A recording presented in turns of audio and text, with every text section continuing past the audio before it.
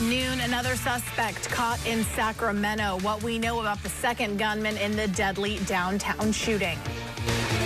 Plus, beachgoers beware what officials want you to know before you head to the coast during this week's heat wave. And millions of chickens dead from bird flu. We've got details on the outbreak and the effects being felt across the nation. You're watching Cron On. We begin right now with breaking news.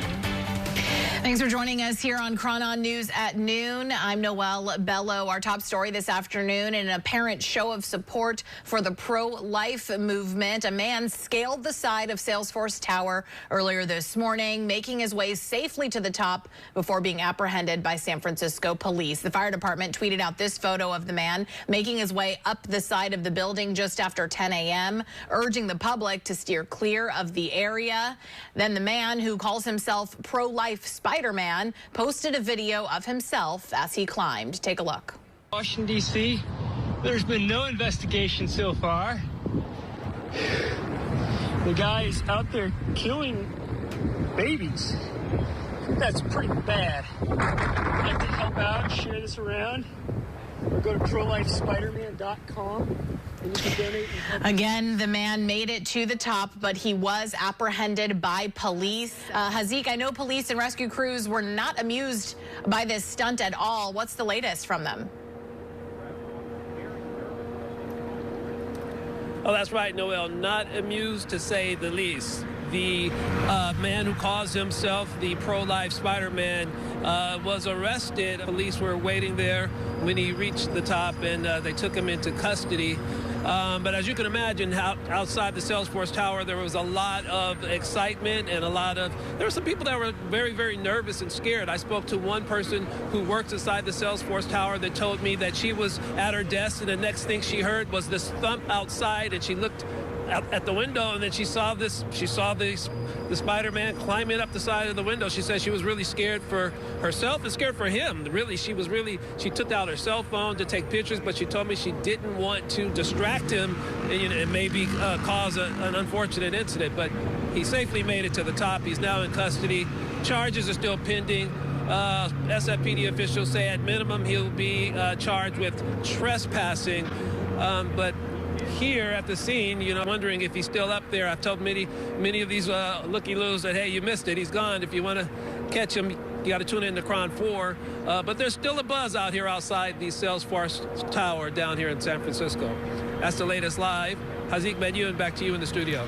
He was definitely trying to provoke a conversation, cause a conversation. Hazik, thank you for that live report. It's one way that he was raising awareness for the pro-life argument over in Washington, D.C. There's new information from San Jose police on the kidnapping case of that 3-month-old baby.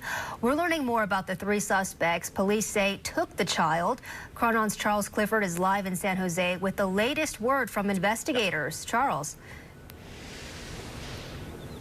Yeah, well, we just wrapped up a press conference with the San Jose Police Department a short time ago where they're shedding some more light on what happened, but we still have some very big unanswered questions here. Let's start by talking about the people that they have in custody accused of taking 3-month-old Brandon Cuellar. Let's go ahead and take a look at their mugshots here. Now, the San Jose Police Department says that they are Jose Portillo there on the left, Yesenia Ramirez, and Boldemo Sandoval. Now, this all started on Monday when the police department says the grandmother of the 3-month-old baby was at home. She went outside to get some groceries, and a man took the child from the home. Yesenia was actually with the grandmother earlier in the day and was in contact with Portillo, and they were coordinating.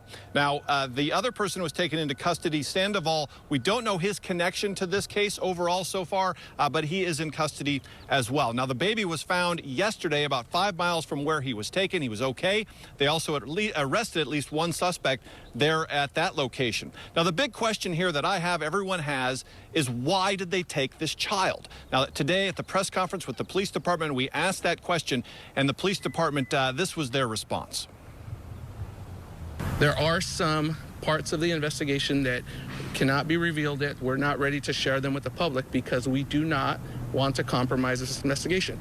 Very, very important to maintain the integrity of this investigation because we want these 3 people to be held fully accountable. You're watching Cron On.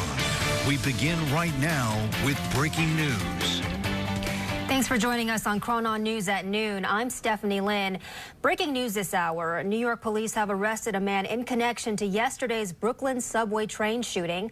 62-year-old Frank James faces felony charges for shooting 10 people during yesterday's morning commute. He was arrested on the street close to 2 p.m. this afternoon. Now, despite that arrest, the investigation is still ongoing.